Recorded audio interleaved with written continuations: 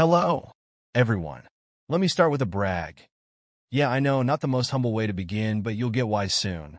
I'm 40 years old, and in the last few months, I've been in bed with not one, not two, but three beautiful women. I mean, who can honestly say they've done that? And I'm not talking about flings or some fantasy scenario. This was real. Each of them beautiful, sexy, and all part of the plan. Now, before you roll your eyes and think I'm just blowing smoke, let me clear something up. This wasn't about being some stud or having some midlife crisis. It was about revenge. Sweet, calculated revenge. On my wife. Yeah, you read that right. This isn't one of those feel-good stories where I find enlightenment or some kind of deeper understanding of life. No, this is messy, real, and unapologetic. If you're curious about how it went down, well, buckle up. It's a ride, and I'm not holding back. Let me take you back to the start of it all. I'm just an average guy. Nothing flashy, no millionaire lifestyle, or anything like that. I've been married for 11 years, together with her for even longer. We've got 2 kids, a mortgage, a pretty standard life. If you asked me before all this happened, I would have told you our marriage wasn't perfect, but it wasn't broken either. I thought we were solid. You know, like that old pair of shoes you've had for years. They're a bit worn, but still hold together. Turns out I was wrong. Really fucking wrong. The night everything changed started out like any other. I came home from work, tired but looking forward to a quiet evening. She made dinner that night. Something nice, like she was trying to put in some extra effort. She had that look on her face, the one that said she wanted to talk, but I wasn't ready for the bomb she was about to drop. We sat down at the table. Kids were already asleep, and I dug into the meal like any other night. But right as I'm getting comfortable, she starts talking. Not the usual small talk about our day or how work was, but real heavy shit about our marriage. Out of nowhere, she starts going on about how things feel stagnant, like our marriage had lost its spark. Her words were like tiny daggers pricking at me, but I tried to stay calm. Now, don't get me wrong, I wasn't oblivious. I knew things weren't as exciting as they were when we first got together. But hell, that's normal, right? After a decade together, 2 kids, and full-time jobs, things tend to slow down. But in my mind, that didn't mean it was over. It just meant we needed to put a little more effort in. Marriage is work, but apparently, I was the only one who thought that way. I sat there, listening to her ramble on about how bored she was, how our lives had become so predictable. I was still halfway through my dinner, fork in hand, when she dropped the real bomb. She said she wanted to open our relationship. I froze. The food in my mouth might as well have been made of rubber, because suddenly I couldn't taste a damn thing. I kept my face as neutral as possible, but inside, I was screaming. I expected her to say we should go to counseling, maybe talk about spicing things up, or hell, even a discussion about separation. But this? I didn't see this coming. She continued, oblivious to the rage building up inside me. I don't see it as cheating, she said casually, like she was talking about trying a new diet. Just for a short while. We both need some space, some freedom. Freedom? The nerve. She was sitting across from me, practically giving me a sales pitch about how she could go screw someone else guilt-free. And the way she said it, like it was no big deal, like this was just what normal couples do when they hit a rough patch. She wanted to have her cake and eat it too, to keep the comfort and stability of marriage while getting to fool around without consequence. I didn't say a word. I just kept eating, chewing slowly, nodding here and there like I was considering her proposal. In reality, I was holding back the urge to flip the table and storm out. But something clicked in that moment. As she went on and on about how this could help our marriage, I realized something. It was already dead. Our marriage was a corpse, and she just hadn't admitted it yet. If your wife asks for an open relationship, it's over. She's already checked out emotionally, mentally, hell, probably physically too. What she was really asking for wasn't a break. She had already found someone. I could feel it in the way she was so eager to justify it. Some guy was already in her head, or worse, her bed, and she was trying to make it legit. But instead of blowing up, instead of confronting her right there, I stayed cool. I agreed. Yeah, I fucking agreed to her stupid plan. Why? because I knew I could play the long game. I knew she thought she'd won, that she'd just secured her hall pass to screw around while I sat at home like some clueless chump. But what she didn't know was that I had my own plans. If she wanted an open relationship, fine. I'd let her think she was in control. But I'd get my revenge in ways she couldn't even imagine. So yeah, I agreed. I smiled, took another bite of my now tasteless dinner, and said, "You know what? Maybe you're right." And that's how it all began. That night, after our little open relationship dinner chat, I couldn't sleep. She was next to me, knocked out, wearing those earplugs and that damn eye mask she swears helps her sleep. I had to laugh a little. Here she was, thinking she was slick, but she had no idea what I was about to do. We never used to hide anything from each other. At least, that's what I thought. We shared everything. Phones, passwords, the whole deal. So, when I slipped my hand under her pillow to grab her phone, I was really hoping she hadn't changed her password. I took a deep breath, tapped in the code, and boom, it unlocked. I felt a strange rush of excitement and anger all at once. How glad I was that she hadn't changed it. She really thought I wouldn't catch on. The first thing I did was check her messages. I was shaking a little, I won't lie. My mind was racing with a mix of rage and dread about what I was going to find. And it didn't take long. Right there in the middle of the chat app was the idiot she was about to cheat with. Some pretty boy with a smug profile picture, probably thinking he'd gotten himself some easy side action with my wife. The messages? Oh, they were very frank. Let's just say if she hadn't physically cheated yet, it was only a matter of time. The way they were talking, the way she was responding, it was clear as day. She was already gone mentally. Honestly, does it even matter if she hasn't done the deed yet? Betrayal is betrayal. And for me, emotional cheating is just as bad as the physical stuff. And judging by the pictures and emojis they were sending, it wasn't going to stay emotional for long. I took screenshots, saved his Instagram profile, and sent everything to myself just in case I needed proof later. By the time I was done, I had enough ammo to blow this whole thing wide open. But I wasn't ready for that yet. I had to play it smart. So what did I do next? I called in reinforcements. I dialed up a couple of my friends. I knew they'd be pissed I was calling in the middle of the night, but this couldn't wait. I needed them on board with what I was planning, and I needed them now. One by one, I woke them up, told them to meet me at the park. No questions, just show up. We all arrived at almost the same time. It was late, probably around 1 or 2 in the morning. So the park was empty, just a few streetlights casting long shadows across the grass. They looked confused at first, maybe a little annoyed, but as soon as they saw the look on my face, they knew something serious was going down. "What the hell, man?" one of them asked, rubbing his eyes. I got straight to the point. I laid it all out for them. The dinner, the open relationship, the messages I'd found. They didn't say much at first, just stood there listening, but I could tell they were as shocked as I had been. When I showed them the screenshots, their disbelief turned into anger. "What are you going to do?" one of them asked, eyes wide. I told them my plan. It wasn't fully fleshed out yet, but I had the basics in mind. I needed to get ahead of this. I needed to make sure that when this all blew up, I'd be the one holding the cards, not her. But I needed their help to pull it off. At first, they thought I was nuts. I could see it in their faces. What I was proposing was risky, maybe even a bit over the top. But after some discussion, and after a few adjustments to the plan, they were on board. We were all in agreement. This had to be handled swiftly and smartly, no half measures. By the time we left the park, I felt a strange mix of relief and dread. On one hand, I had my plan. I had my friends backing me up. But on the other hand, I knew there was no turning back now. What I was about to do would change everything, and there was no room for second thoughts. I made it back home, snuck back into bed next to her, and lay there for a while, staring at the ceiling. The fear started creeping in. What if this all went wrong? What if she found out what I was planning before I could pull it off? But then I thought about those messages, about her smug, carefree attitude, and it wiped the fear away. This had to be done.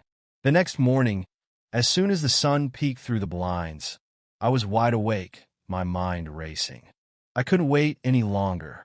The previous night's revelations still burned fresh in my head, and I wasn't about to sit around playing the clueless husband. I needed to act, and I needed to do it now. Without hesitation, I grabbed my phone and called a divorce lawyer. It didn't matter that it was early. If this guy was as good as his reviews said, he'd understand why I was calling at the crack of dawn. When he picked up, I didn't bother with pleasantries. "I want to file for divorce," I said, my voice steady but sharp. "My wife's cheating on me, and I need to start drawing up the documents as soon as possible." There was a brief silence on the other end. Maybe he was surprised by how direct I was. Maybe he wasn't. Either way, he quickly got down to business, asking for some basic information and explaining the steps we'd need to take. He said something about gathering evidence, but I cut him off. "Don't worry about that," I told him. "I've already got plenty of it." The lawyer scheduled me for a meeting that afternoon to start the paperwork. As I hung up, I felt a surge of adrenaline. This was real now. I wasn't just some guy catching his wife in an emotional affair. I was about to end a marriage. And as much as it hurt, I wasn't going to let her win. Not by a long shot.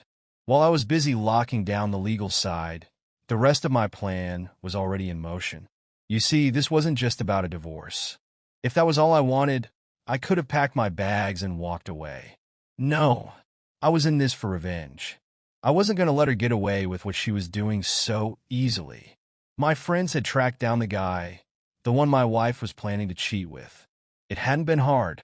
The idiot's Instagram was wide open, full of photos of him living some fake, wannabe influencer lifestyle. Expensive watches, flashy cars, pictures with models who probably didn't even know his name. Classic loser trying to look more important than he really was. And guess what? The moment my friends confronted him, the guy folded. I had expected some resistance, maybe a little back and forth, but this guy was nothing but a spineless coward. I didn't even need to be there.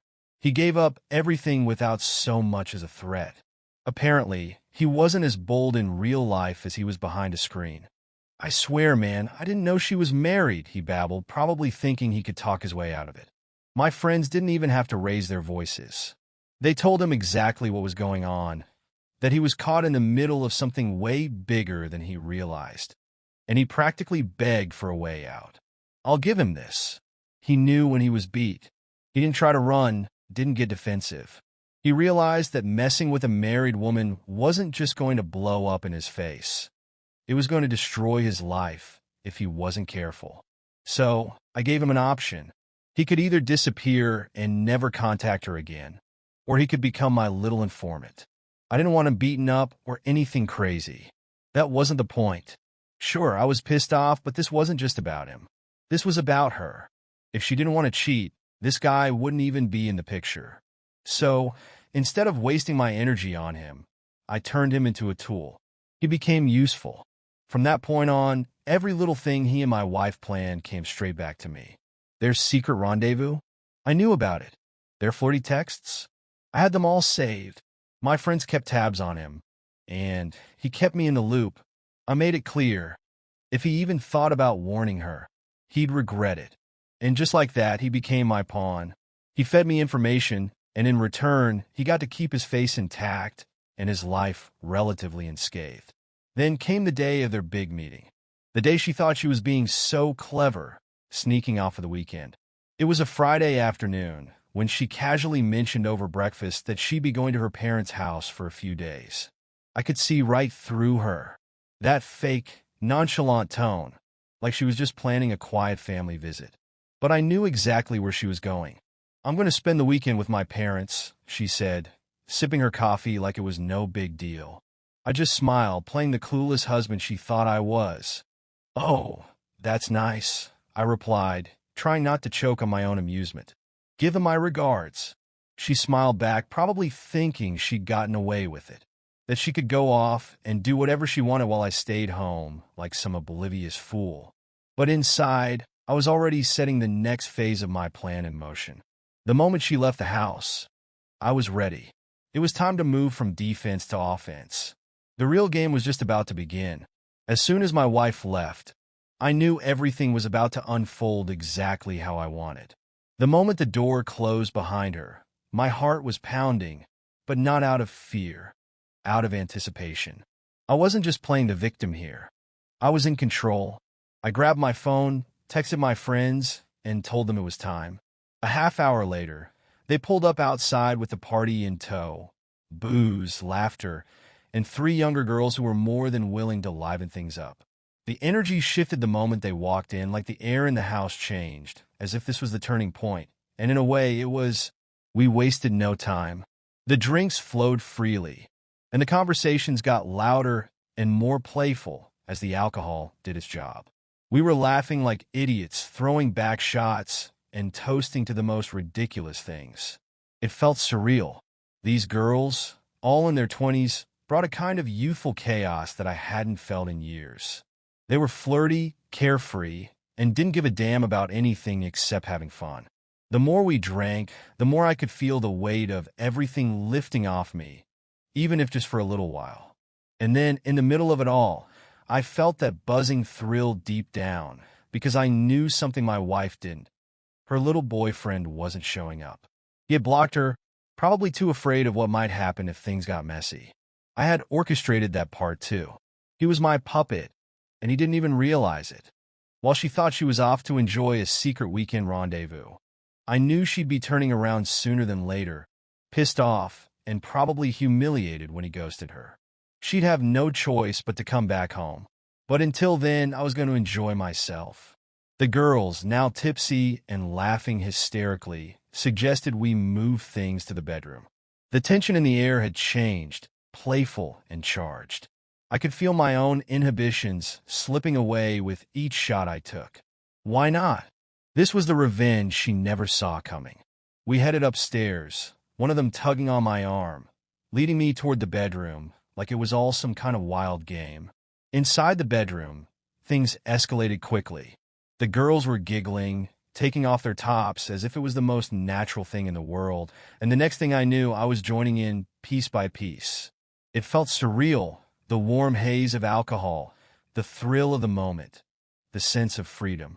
I'd spent so long being the loyal husband, the dependable guy who worked hard, provided, and was always there, but this was something else. It was like being let loose after years of restraint, and I didn't care about anything but the moment. As we got undressed, the feeling of revenge burned hotter inside me. I was enjoying it, letting go, wrapped up in the reckless abandon of it all. The three of them, younger, energetic, and completely uninhibited, made the whole thing feel like I was in some kind of alternate reality. I won't lie, it was exhilarating. The kind of sex that makes you forget everything else, where nothing else matters but the feeling, the rush, the heat of the moment. And then, just when I thought I was completely lost in it, I heard a sound, her voice, cutting through the haze. "What the hell is going on here?" she screamed. I didn't even hear the front door open. I didn't hear her come up the stairs. But there she was, standing in the doorway, her face contorted in shock, disbelief, and rage. Her eyes scanned the room, taking in the sight of me in bed with three women, half naked, the whole room reeking of booze and bad decisions.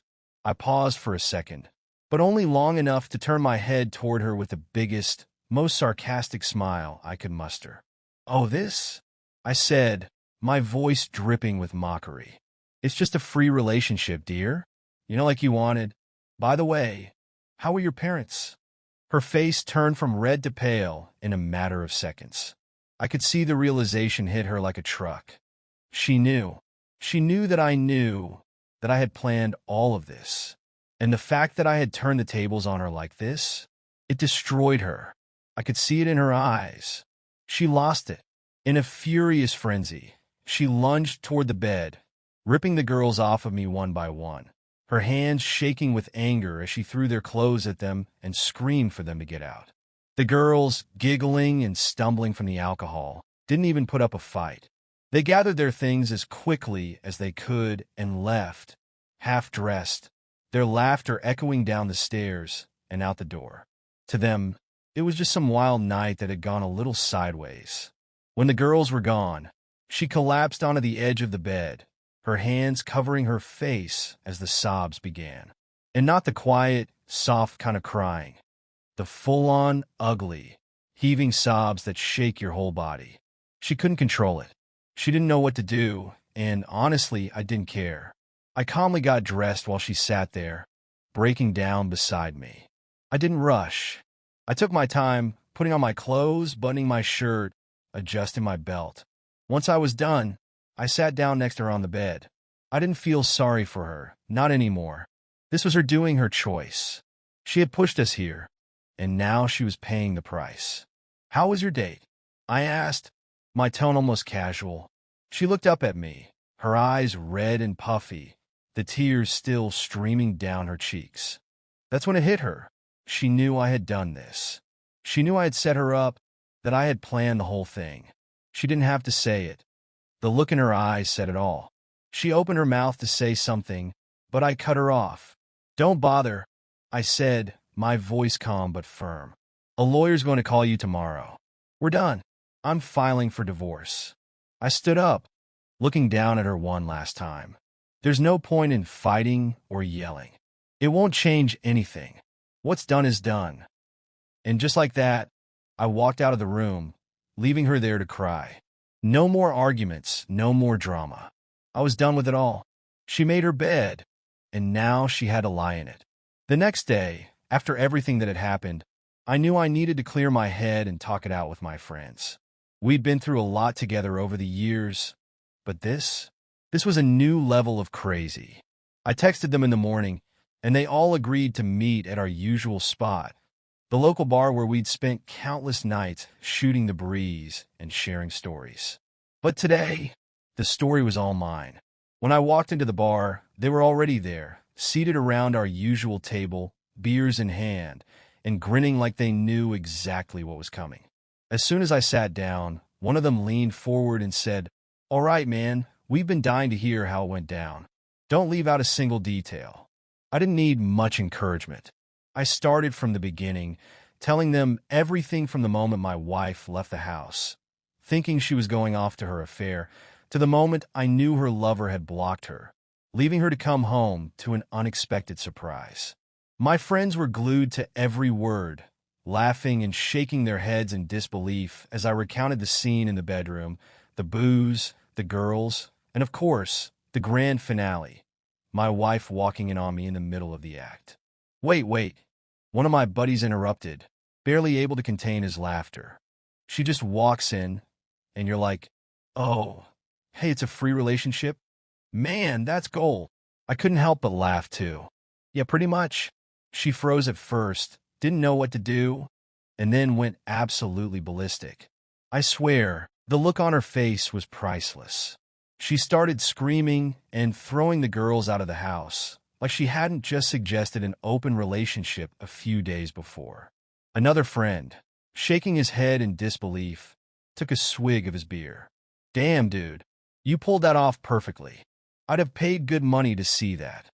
The laughter around the table grew louder as I continued with the story, explaining how, after she kicked the girls out, she sat on the bed crying, completely broken, and how I, calmly and without any drama, told her that a lawyer would be calling her the next day about the divorce. One of the guys, who was quieter than the rest, leaned back in his chair, smirking. "You know, I've got to say, I envy you a little. 3 girls at once? And she had to walk in and see it? That's the ultimate revenge." I just shook my head, still grinning. Yeah, it was definitely something. But honestly, I wasn't even doing it for that. It wasn't just about screwing around or even getting revenge, really. It was about showing her that she didn't get to pull the strings anymore, that she wasn't the one in control. There was a pause at the table as they nodded, absorbing the weight of what I was saying. Revenge had been part of it, sure, but it was also about reclaiming my own dignity after she had shredded it with her lies and betrayal. I raised my glass, making eye contact with each of them. "I gotta thank you guys. Seriously, you had my back through this whole thing. Without you, I don't know how I'd have handled it. Everyone deserves friends like you." They clinked their glasses with mine, and for a moment, there was a sense of quiet solidarity. These guys had been with me through thick and thin, and I wouldn't have made it through this mess without them. We finished our beers, and I started talking about the divorce process. The crazy part? The divorce wasn't even that dramatic. After everything that went down, I think my ex just realized there was no fight left. It was like she knew she'd lost, and there was no point dragging it out. One of them raised an eyebrow. No screaming matches or last-minute drama. I shook my head. Nope. It was shockingly calm. We divided the property pretty evenly. I wasn't out to take everything from her. What would be the point? It wasn't worth the hassle. The house, the cars, all of it got split without much argument. I think she was just too tired to fight anymore. And honestly, I didn't have the energy for it either. They all nodded. They got it. We'd all seen or heard of divorces that dragged on for years, with both sides trying to destroy each other. But in my case, it was like we both knew the game was over. There was no use in pretending anymore. She signed the papers, and that was that. So what now? One of my friends asked, leaning forward. You got your freedom back. What are you going to do with it? I smiled, but there was a hint of tiredness behind it. I don't know, man. I'm just focusing on moving forward. I've spent enough time looking back, trying to figure out where things went wrong. I think it's time to just let it all go and start fresh. We spent the rest of the night drinking, laughing, and sharing stories, but the weight of what had happened lingered. By the time I left the bar, I felt lighter than I had in years. There was a sense of closure, of having finally put an end to a chapter of my life that had been dragging on for far too long. And now, to anyone reading this, I want to thank you for sticking around to hear my story. It's not an easy thing to go through, but I'm here to tell you that you can come out the other side, no matter how messy things get. If there's one thing I've learned from all of this, it's that you have to pay attention. Don't get so comfortable that you stop seeing the signs. Look at your spouse. Really look. Don't let things fall apart without noticing. And if they do, don't be afraid to take control of the situation. Trust me, you don't want to end up like I did, finding out the hard way. Update. It's been a little over a year since everything went down, and I figured it's about time to give you all an update on where my life's at now. Looking back, I can hardly believe how much has changed. It's strange. When you're in the middle of the chaos, it feels like life is falling apart. But now it feels like things are finally coming together in ways I never expected. First off, the divorce done, over, and in the past. It was the best decision I could have made, and I don't regret a single moment of it. The whole process was surprisingly smooth, given how ugly things could have gotten. I've heard stories about divorces that drag on for years, with constant court battles and fighting over every little thing. But in my case, after that final confrontation, my ex seemed too tired to put up much of a fight. Maybe she realized there was no point anymore, or maybe she just wanted out as much as I did. Either way, we split the house, the cars, the money, and that was it. Clean break. I got what I needed, and she got what she deserved. Now let's talk about what really matters. Life after the storm. It's been a whirlwind, but in the best way possible. After the divorce, I made a conscious decision to focus on myself for the first time in years. I'm not just talking about the usual go to the gym, get in shape stuff. Though yeah, I did that too. It's amazing what a little freedom and motivation could do for your fitness. I lost some weight, put on some muscle, and honestly, I'm in the best shape I've been in since my 20s. But the physical stuff? That's just the surface. The real change happened on the inside. For the first time in a long time, I started thinking about what I wanted out of life. What kind of future did I want to build for myself? Now that I wasn't tied down by a toxic relationship, it wasn't an easy question to answer at first. I had to sit with myself and figure out what I really cared about, what I was passionate about. One of the biggest surprises? My career. I threw myself into work, not just as a distraction, but as a way to reinvent myself. The funny thing is, as soon as I stopped holding myself back and started taking risks, doors began to open. I had an idea for a side business, something I've been thinking about for a while, but never had the guts to pursue. I won't get into too many details, but let's just say it's a tech-related venture, something I've been passionate about for years, but always put on the back burner because of, well, life. After the divorce, I took the leap and started putting serious time and energy into making it happen. It wasn't easy at first. There were a lot of late nights, self-doubt, and wondering if I was just wasting my time. But slowly, things started to come together.